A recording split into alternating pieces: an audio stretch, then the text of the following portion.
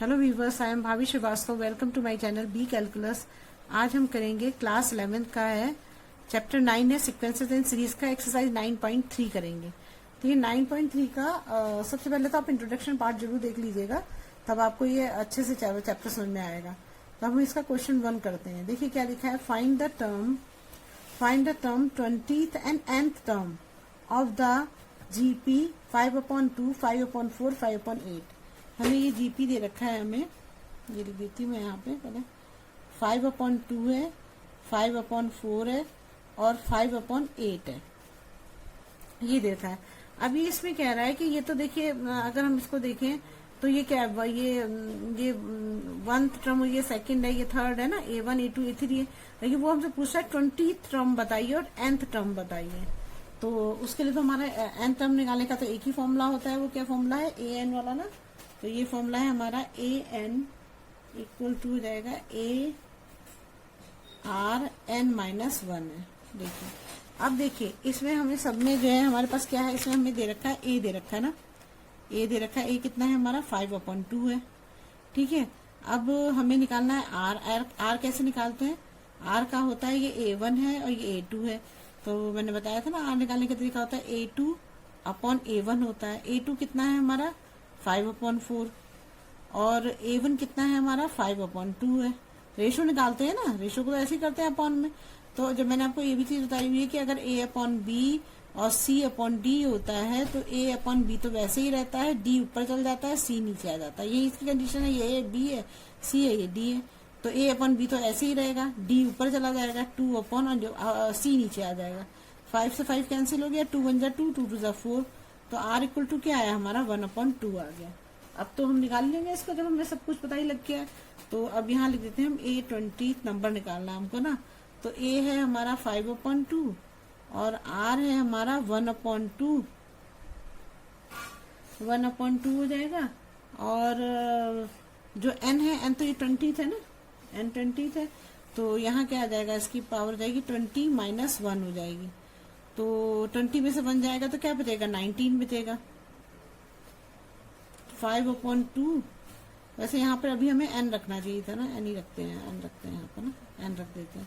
तो 5/2 अब हम कर देंगे यहाँ पर 1/2 और 19 हो जाएगा ना, ये 19 हो गया। अब देखिए इसमें जब हम इसको सॉल्व करते हैं तो क्या होगा, यहाँ पर 5/2 हो जाएगा। अब 19 की पावर 1 की पावर 19 तो 1 ही होगा ना, और 2 की पावर 19 हम यहाँ लिख देते हैं, ठीक है, यहाँ लिख दिया हमने। अब देखिए इसको कैसे सॉल्व करेंगे। अब हमारा एक ये भी पावर है, ये भी पावर है। मैंने आपको बताया था जब किसी भी दो इसमें सेम बेस होता है, जैसे हमारा ये सेम बेस है ना, दोनों का सेम बेस है, तो इसकी पावर प्लस हो जाती है। तो 19 + 1 कितनी हो जाएगी, 20 हो जाएगी। तो 2 की पावर 20 आ जाएगा। तो यहाँ पर आंसर क्या आ जाएगा हमारा 5/2 की पावर 20। a20 इक्वल टू यही होगा।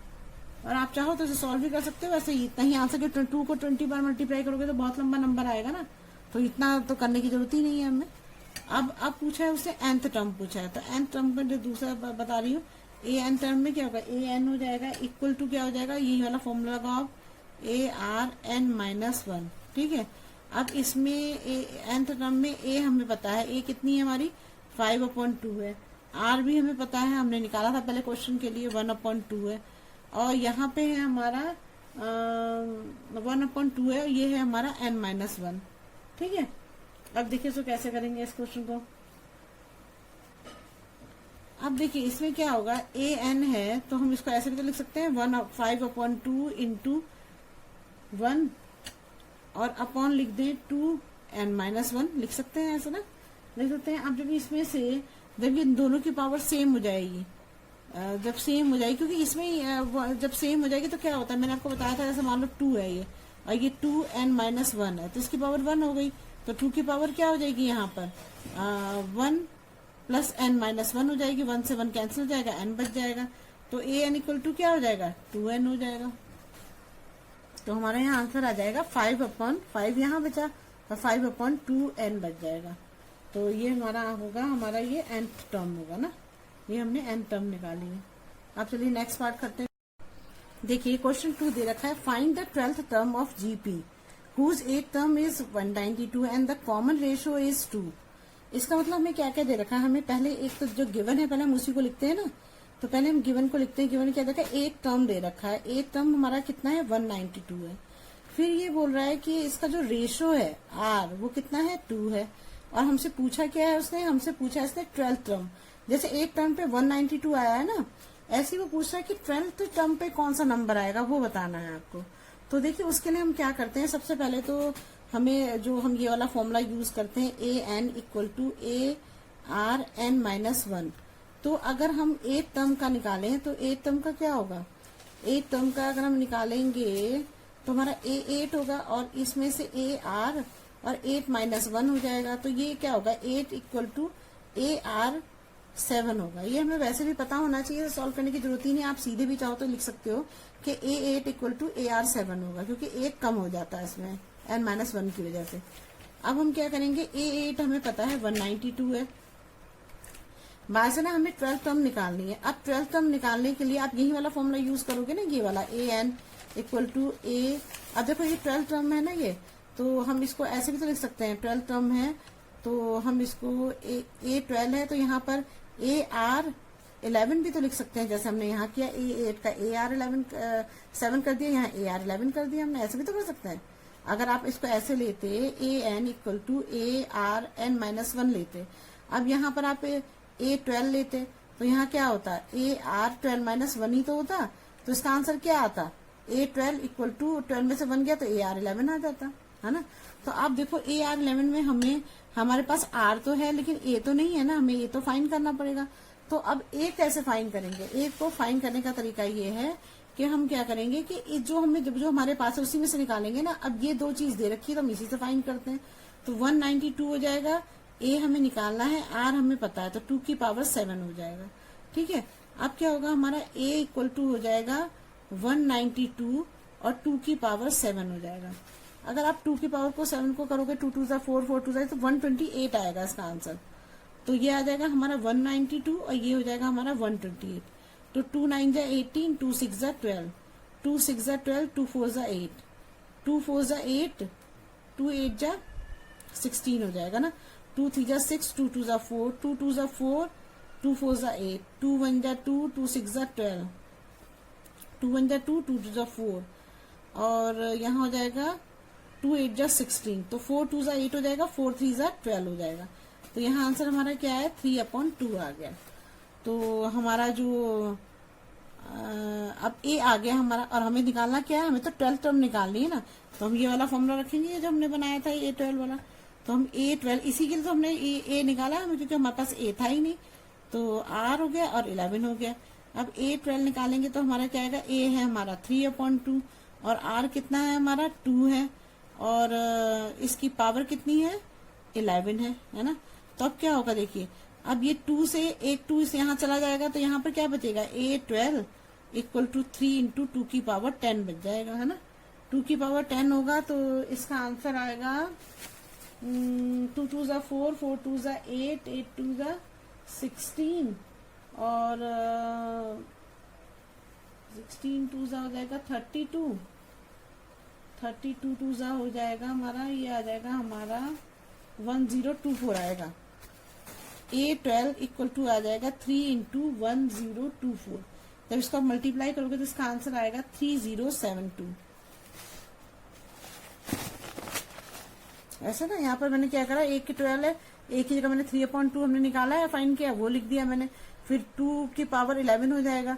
अब 2 की पावर 11 में एक 2 यहाँ भी नीचे भी 2 है और ऊपर भी 2 है, तो एक माइनस हो जाएगा, खत्म हो जाएगा ना। तो क्या होगा, यहाँ पर 2 की पावर 10 बचेगा, 2 को 10 पर मल्टीप्लाई कर दो 1024 आ जाएगा, 3072 इसका आंसर हो जाएगा। ठीक है ना। अब चलिए नेक्स्ट करते हैं, क्वेश्चन 3। देखिए ये अब आपका सेकंड क्वेश्चन है, इसमें आपको दे रखा है find 5th term, 8th term and 11th term, है ना। ये टर्म दे रखी है इसने आपको, और इसने बोला है इसमें कि P Q and S respective, मतलब जो 5th टर्म है वो पी के इक्वल है। तो मैं लिख देती हूँ यहाँ पर सोल्यूशन, है ना। 5th टर्म आपका किसके इक्वल है, 5th टर्म है हमारा पी के इक्वल है, 8th टर्म है हमारा क्यू के इक्वल है, और 11th टर्म जो है हमारा वो किसके इक्वल है, एस के इक्वल है ना। और अगर आप इसको इस तरह से देखो तो हमारा अगर ये फिफ्थ टर्म है तो मैंने आपको बताया था कि हमारा ये फॉर्मूला होता है ए एन इक्वल टू होता है a are n minus one होता है। तो अगर ए एन हमारा 5 होगा तो यहाँ क्या होगा, ए और आर एन माइनस वन कितना होगा, 5 माइनस वन हो जाएगा। तो ए 5 इक्वल टू ए 4 हो जाएगा ना, ये ए 4 हो गया। अब इसका क्या होगा, इसका ए जैसे ए 5 है ए 4 हो गया, तो यहाँ पर 8 है तो क्या होगा, ए 7 हो जाएगा, ऐसी तो होगा। तो हमारा जो पी होगा वो ए 4 के ए आर 4 सॉरी आर भूल जा रही है, ए आर 4 के बराबर है। और क्यू किसके बराबर होगा, ए आर 7 के बराबर होगा, ऐसे निकालेंगे इसको। और एस किसके बराबर होगा, वो होगा ए आर 10 के बराबर होगा। एक कम हो जाता है ना, तो ये हो जाएगा हमारा। अब देखिए ये तो हमने निकाल लिया, अब हमें प्रूव क्या करना है, जो हमें प्रूव करना है वो क्या करना है, हमको ये करना है कि q square equal to P s दे रखा है। अब ये हमारा एलएचएस हो गया, ये हमारा आरएचएस हो गया। तो हम एलएचएस को लेके चलते हैं पहले, ठीक है।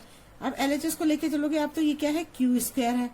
तो क्यू स्क्वायर में आपने क्यू ये लिखा है ना ए आर 7, तो यहाँ पर हम ए आर 7 लेते हैं और इसका स्क्वायर कर देते हैं। तो क्या आएगा यहाँ पर, क्यू स्क्वायर इक्वल टू हो जाएगा ए का स्क्वायर और 7 2 14, तो आर 14 हो जाएगा। ये हमारा हो जाएगा, ये तो इसका निकल गया। लेकिन अब ये तो हमें इन दोनों को इक्वल प्रूव करना है ना, तो जो दूसरे वाले का आंसर है वो भी इसके बराबर आना चाहिए, तभी तो मानेंगे ना कि हम दोनों इक्वल है ये। तो हमारा क्यू स्क्वायर इक्वल टू ये आंसर आ गया हमारा, इसे हम लिख देते हैं ऐसे ना। अब हम लेते हैं पी एस, पी एस को लीजिए आप। अब देखिए पी कितना है आपका, पी है आपका ए आर 4 और एस कितना है हमारा ए आर 10 है। तो क्या होगा, ए दोनों ए मिल जाएंगे तो ए स्क्वायर हो जाएगा और ये मिल जाएगा तो क्या आएगा, आर 14 हो जाएगा। तो देखो ये दोनों बराबर आ नहीं गए, देखो ये वाला भी इसके बराबर है पी एस और क्यू स्क्वायर भी बराबर है। और यही तो हमें प्रूव करना था, Q square equal to P S. तो ये तो हो गया हमारा Q square equal to P S A R A square 14 A square R 14 proved it, ठीक है ना, प्रूव हो गया है। आप चलिए नेक्स्ट करते हैं दूसरा। अब देखिए क्वेश्चन 4 है, the term fourth term of A GP is square of its second term and the term is -3, determine its seventh term. तो हमें इसने दिया हुआ है कि the term fourth term of A GP is square, मतलब ये बोल रहा है कि जो हमारी फोर्थ टर्म है, फोर्थ टर्म मतलब ए4 जो है वो सेकंड टर्म की स्क्वायर है। तो ये इसका स्क्वायर हो जाएगा, ऐसे लिख सकते हैं हम इसको। अब उसने बोला एंड द जो फर्स्ट टर्म जो है हमारी वो उसने दे रखी है ए इक्वल टू -3 दे रखी है और हमें फाइंड क्या करना है, सेवेंथ टर्म फाइंड करनी है, मतलब ए7 हमें फाइंड करना है ना, ये फाइंड करना है हमको। अब देखिए तो हम पहले इसी के हिसाब से चलते हैं जो इसने क्वेश्चन में दे रखा है हमको ना। तो अगर A4 है तो क्या होगा, एक कम होगा ना, मैंने बताया था आपको। तो अगर हम ये बताया था ना आपको कि ए एन इक्वल टू होता है ए आर एन -1 होता है। तो अगर कितना है 4 दे रखा है, तो यहाँ पर क्या होगा, ए आर 4 -1 हो जाएगा। तो A4 इक्वल टू क्या हो जाएगा, ए आर 3 हो जाएगा। मैं यहाँ पे यही लिख रही हूँ, ए आर 3 हो गया।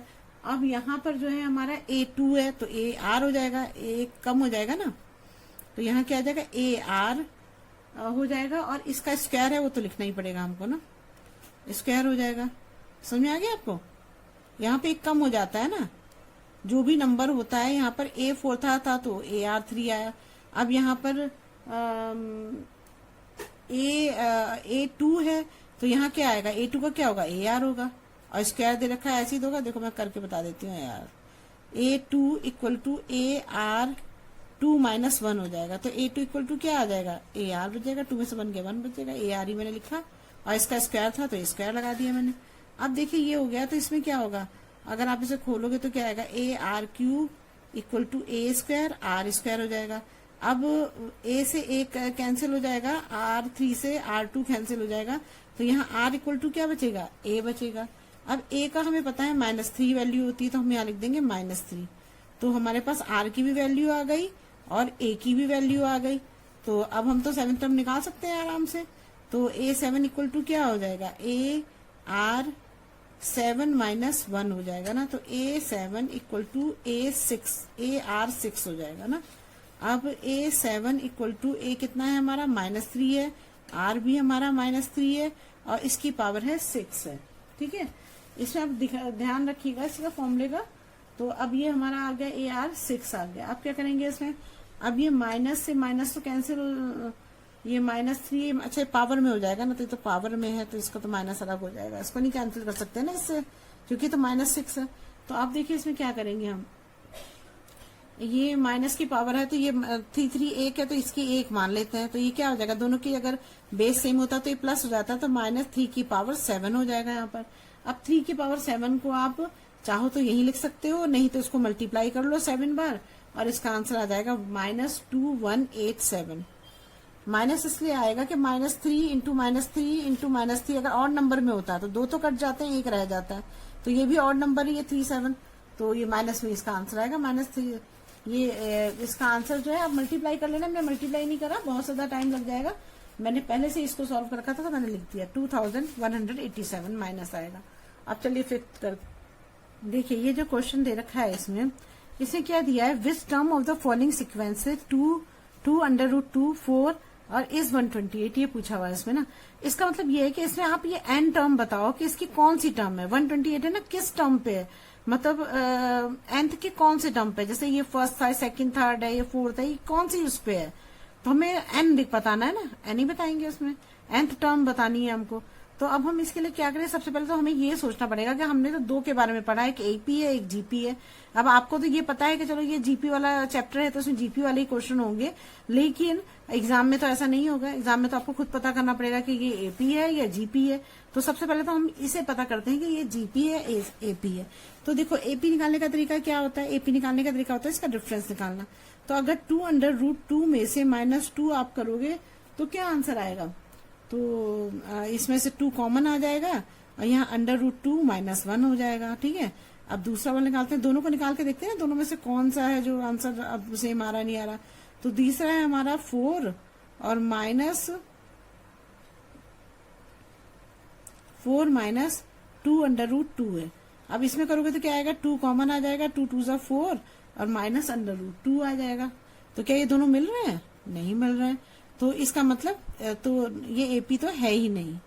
ठीक है, अब हम करते हैं जीपी निकाल के देखते हैं। तो अब देखो जीपी निकालने क्या करना पड़ता है, हमें रेशो निकालना पड़ता है ना। तो अगर ये A1 है, ये A2 है, ये A3 है, तो हमें ऐसे ही निकालना पड़ेगा। तो अब हम क्या करते हैं, यहाँ पर 2 √3 4 दे रखा है ना। अब देखो इसका डिफरेंस निकालेंगे तो क्या आएगा, हमारा A2 अपॉन A1 होता है ना, A2 अपॉन A1 होगा। तो A2 है हमारा 2 √2 और ये है 2 से 2 कैंसिल हो गया तो √2 आ गया हमारा, है ना। और अब लेते हैं हम A3 और वो ले लेते हैं ना। तो देखो अब कैसे लेंगे, अब देखिए A3 अपॉन A2 लेंगे ना। A3 कितना है हमारा, A3 है 4 और ये है हमारा 2 √2 है। तो देखो 2 2 = 4 हो जाएगा, तो यहाँ बचेगा 1 अपॉन √2। तो अब देखिए, अब ये 1 अपॉन √2 है, तो आपको ही पता है कि हम इस ऐसे नंबर्स को ऐसे नहीं छोड़ते हैं, मतलब डिनोमिनेटर में अगर अंडर में कोई चीज आ रही है तो हम उसको ऐसे नहीं छोड़ सकते, हमें इसे सॉल्व करना पड़ेगा। तो उसको सॉल्व करने का तरीका ये है कि हम इसको या तो दोनों साइड √ ले लें, है ना, ऊपर नीचे दोनों साइड √ ले लें। तो उससे क्या होगा, हमारा आंसर जो है यहाँ पर यहाँ पे 2 है ना, यहाँ पे 2 बचा हुआ है, तो हम √2 को यहाँ से भी मल्टीप्लाई कर देते हैं, यहाँ से भी मल्टीप्लाई कर देते हैं। तो यहाँ क्या आ जाएगा, 2 √2 आ जाएगा, √2 को √2 से मल्टीप्लाई करोगे तो आप क्या आएगा, 2 आ जाएगा। 2 से 2 कैंसिल हो गया तो √2 आ गया। अब देखो इसका पहले का भी आंसर √2 था, इसका भी √2 है, तो इसका मतलब क्या है, ये जीपी है ना। अब देखिए जीपी को निकालने का तरीका, अब ये तो हमारा जीपी आ गया, लेकिन हमसे उसने पूछा है कि 128 का बताओ कौन सा एन टर्म है, ये बताना है हमको। तो हम उसके लिए क्या करेंगे कि फॉर्मूला रखेंगे। तो फॉर्मूला क्या है हमारा, ये मतलब हमारा जो AN दे रखा है वो 128 है। तो हम ये वाला फॉर्मूला लगाते हैं, AN = ARn-1। AN हमारा 128 है, इक्वल टू हो जाएगा A कितना है हमारा, पहला वाला नंबर होता है ना 2 है, और आर जो है हमारा √2 है, ये था डिफरेंस है, ये आर हो गया हमारा। तो ये क्या हो जाएगा हमारा √2 और n-1 हो जाएगा ना। अब देखिए क्या होगा, 128 को हम ऐसी कोशिश करते हैं कि सब जो है ना मतलब एक जैसी पावर को एक जैसा बना ले, तो उससे थोड़ा इजी हो जाता है ना क्वेश्चन को करना। तो चलिए पहले तो इसको सॉल्व करते हैं। तो अगर हम इसको चाहें तो हम ऐसे भी तो कर सकते हैं, 128 अपॉन 2 कर दें, यहाँ पर √2 n-1 ऐसे ही रहने दें। तो 2 6 12, 2 4 8, 64 इक्वल टू √2 n-1 आ जाएगा। अब देखिए √2 को हम कैसे, अगर 2 की पावर का बनाएंगे तो 2 की पावर 64 में क्या हो जाएगा, 2 की पावर का होगा 2 6 होगा, 2 6 हो जाएगा यहाँ पर। अब इसे भी हम 2 में चेंज करना चाहते हैं, तो आपको पता है कि √2 का मतलब होता है हम 2 1/2 भी लिखते हैं ना। तो हम ये क्या कर देंगे 2 1/2 और ये हो जाएगा हमारा n-1 हो जाएगा ना। तो ये हो गया हमारा। अब देखिए इसमें क्या करेंगे हम कि 2 को ये जो हमारा ये पावर आई है, अब देखिए दोनों की पावर सेम है तो हम इसे ऐसे लिख सकते हैं ना, 1/2 n-1, ये हो गया हमारा। अब 2 को इससे तरह मल्टीप्लाई कर देंगे, तो जब मल्टीप्लाई करोगे आपके तो क्या आएगा, n-1 6 2 12 हो जाएगा। तो n-1 और ये 12 हो गया हमारा, और जब 1 को इधर ले जाओगे तो क्या आएगा 12 और ये +1 हो जाएगा, तो n इक्वल टू 13 हो जाएगा। तो मतलब हमारा A13 जो है ये 128 के इक्वल है, मतलब जो ये हमारा नंबर दे रखा है ये n13 है, मतलब A13 लिखेंगे, मतलब n की वैल्यू 13 है। तो ये हो जाएगा आंसर। इजी है ना क्वेश्चन। अब चलिए सेकंड पार्ट कर देखिए, ये क्वेश्चन 5 का बी पार्ट है। देखिए √3 300√3 और 729, इसे भी हमें बताना है कि ये 729 कौन से टर्म पे ये बताना है हमको ना। तो मतलब कौन से उसका n क्या है, n नंबर बताना, कौन से नंबर पे है ये nth टर्म निकालते हैं ना, वो निकालना है इसमें। तो देखिए हमें अब इसमें भी हम पहले हम देखेंगे AP है या नहीं है। तो AP देखेंगे तो क्या होगा, इसमें से हम 3 माइनस √3 करते हैं पहले वाले में ना। तो ये तो करते हैं A2 माइनस A1 करते हैं ना। तो ये A1 है, ये A2 है, ये A3 है ना। तो अब हम जब इसको निकालेंगे A2 माइनस A1 तो यहाँ क्या आएगा, कुछ नहीं आएगा, 3 माइनस √3 ही आएगा। अब हम करते हैं A3 माइनस A1 करते हैं तो क्या आएगा, 3 माइनस 3 हो जाएगा। तो इसमें हम क्या कर सकते हैं, 3 कॉमन ले सकते हैं, तो √3 -1 आएगा। ये दोनों इक्वल नहीं आ रहे हैं, तो इसका मतलब ये AP नहीं है ये। अब हम देखते हैं कि ये GB भी है या नहीं है, ये भी चेक करना है। वैसे तो करने की जरूरत नहीं है, लेकिन फिर भी आप चेक करो, तभी आपको पता लगेगा कि कैसे चेक करते हैं। तो अब हम इससे क्या करते हैं, हम इसको GB करने का तरीका ये होता है कि रेशो में लेते हैं, तो A2/A1 होता है। तो क्या हो जाएगा, √3 है ना, 3 और ये A1 है हमारा √3 है। अब देखो हमारा ये आंसर आया, लेकिन हम तो डिनोमिनेटर में √3 को छोड़ते ही नहीं है। तो हमें क्या करना पड़ेगा, √3 से को रेशनलाइज करना पड़ेगा।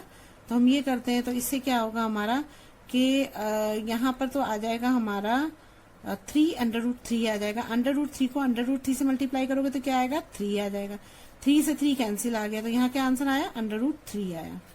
अब दूसरा भी करके देखते हैं, तभी तो पता लगेगा सही आया नहीं आया। A3/A2, तो A3 कितना है हमारा, 3 √3 है, और ये 3 है, 3 से 3 कैंसिल हो गया, √3 आ गया। ये तो सही आ गया, दोनों का इक्वल आ रहा है। R कितना आ रहा है हमारा, √3 आ रहा है। तो अब देखिए हमारे पास क्या क्या चीजें हो गई, हमारे पास A हो गया, हमारे पास हमें जो हम फॉर्मूला यूज करते हैं वो ये फॉर्मूला यूज करते हैं ना, AN equal to AR(n-1) use करते हैं ना। तो हमारे पास R भी हो गया, A भी हो गया। A हमारा कितना है, √3 है, जो तो गिवन था, और R हमने निकाला है, √3 है। अब हम इसको निकाल लेते हैं। अब हमें जो AN दे रखा है वो तो हमें 729 दे ही रखा है ना, और अब हम A कितना है हमारा, √3 इंटू √3, और ये है हमारा n-1 है। अब देखिए इसको कैसे सॉल्व करेंगे। अब हमारा जो इसमें है, अगर हम इसको देखें तो इसकी पावर अगर हम 1 रख दें, तो जब दोनों की बेस सेम होता है तो मैंने कहा था पावर्स जुड़ जाती हैं। तो यहाँ क्या आ जाएगा हमारा, √3, और ये पावर्स जुड़ेंगी तो क्या होगा, n-1 और +1, तो 1 से 1 खत्म हो गया। तो यहाँ क्या आ जाएगा हमारा, √3n इक्वल टू हो जाएगा 729। अब देखिए इसमें अब एक प्रॉब्लम और है। वो प्रॉब्लम ये है कि अब ये अंडर रूट में दे रखा है और हमें इन दोनों को जब दोनों चीजें एक जैसी हो जाती, मतलब दोनों का बेस सेम हो जाता, तभी तो उसकी पावर्स को एन की वैल्यू हम निकाल पाएंगे। तो हम क्या करेंगे, मैंने आपको बताया था कि अगर अंडर रूट 2 होता है तो अंडर रूट 2 को हम ऐसे भी तो लिखते हैं 1/2। तो ये अंडर रूट 3 है तो इसको भी तो हम ऐसे लिख सकते हैं 3 1/2। तो हम ये क्या करेंगे 3 और 1/2 कर देंगे, है ना। और n है ही हमारा, n तो है ही यहाँ पर, और इक्वल टू हो जाएगा इसकी पावर। अगर इसको आप निकालोगे 729 को, तो देखो मैं करके बता देती हूँ आपको। तो ये हो जाएगा 3 2 जा 6, 3 6 जा 12, 3 3 जा 9। फिर करेंगे तो ये आएगा 3 8 जा 24, 3 1 जा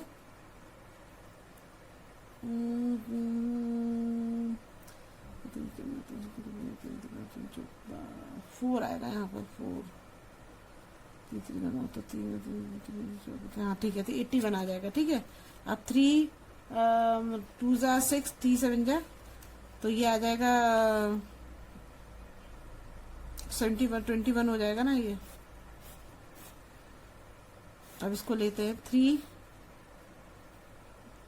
9 जा 3 3 जा 9, 3 1 जा 3।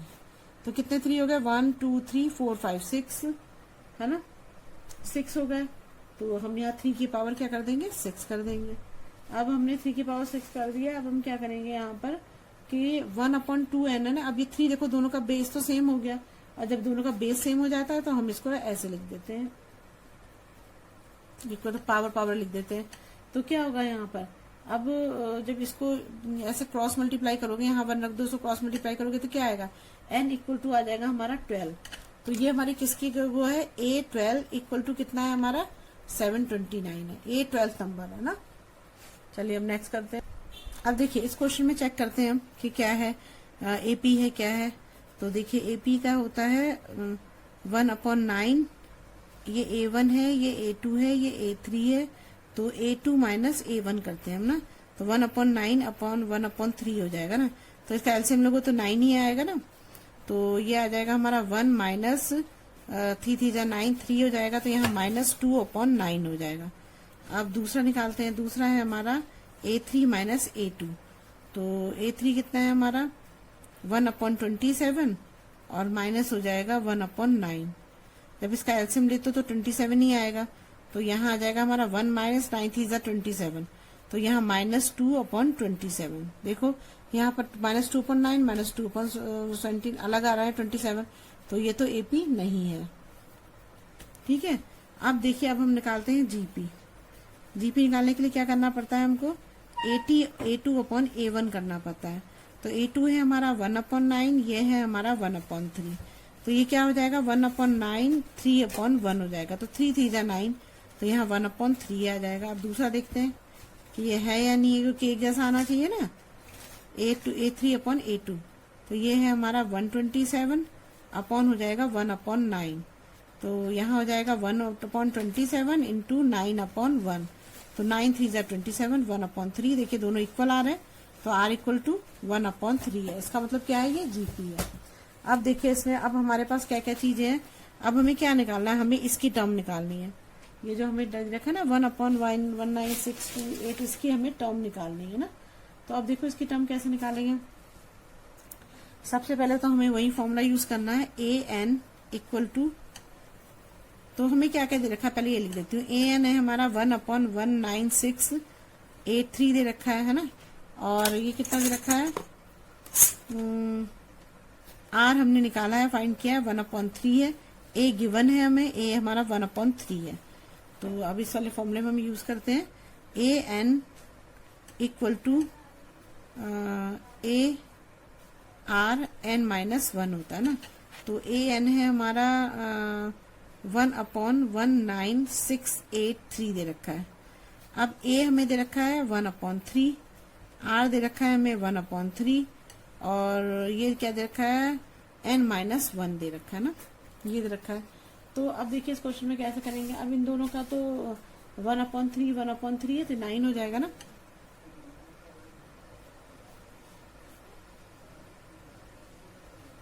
इक्वल टू हो जाएगा 1/9 और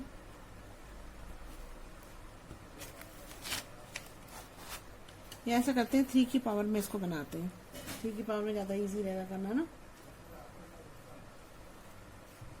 देखिए ये वाला 3 तो नहीं जा सकता कि इसकी पावर n है, लेकिन ये तो यहाँ जा सकता है डिवाइड में ना, तो हम इसको ऐसे लिख देते हैं, यहाँ पे कर देते हैं 3, ये वाला 3 यहाँ चला गया, तो यहाँ बचा हमारा 1/3 और n-1 बच गया।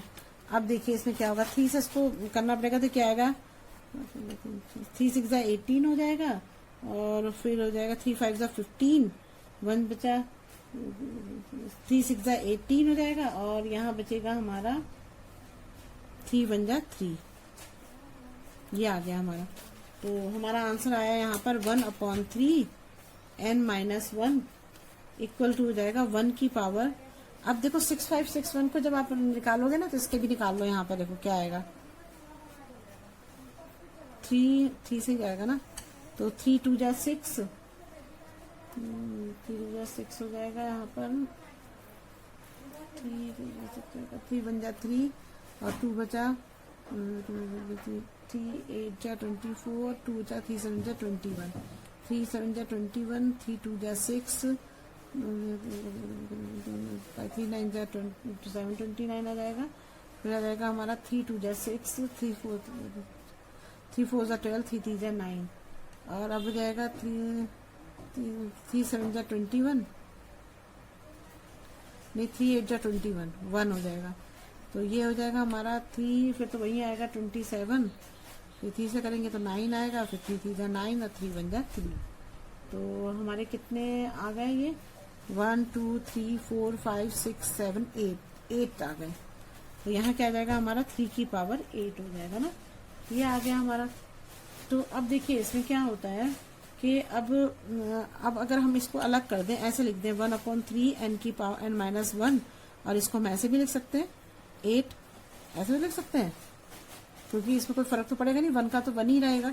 तो अब हमारा क्या होगा यहाँ पर, जब हम इसको करेंगे तो इसके पावर नीचे के बेस सेम होगा, तो n-1 इक्वल टू 8 आ जाएगा। तो n इक्वल टू क्या आ जाएगा 8 + 1, तो n इक्वल टू क्या आ जाएगा यहाँ पर 9 आ जाएगा।